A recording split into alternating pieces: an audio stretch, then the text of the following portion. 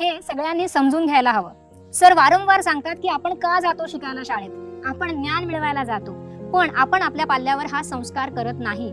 आपण त्याला सांगतो की तू शाळेत जातोस ते मार्क मिळवायला. का शिकायचं? कारण तुला मोठं व्हायचंय. का शिकायचंय? कारण तुला चांगल्या पगाराची मोठी नोकरी हवी आहे. जर तुला पैसे मिळाले तरच तू चांगला राहू शकतोस.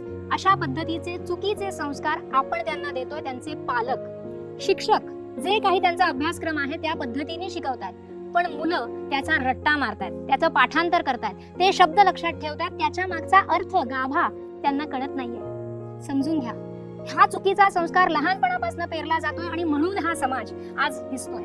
जर समाज बदलायचा असेल, जर तुमच्या घरामध्ये हा बदल तुम्हाला हवा असेल, पुढे जाऊन हे प्रेमाचं नातं जोपासायचं असेल, त्याच्यात कोरडेपणा नको असेल आणि निरनिराळ्या आजारांमध्ये तुम्हाला गुरफटायचं नसेल, तर ही पद्धत बदलायला हवी.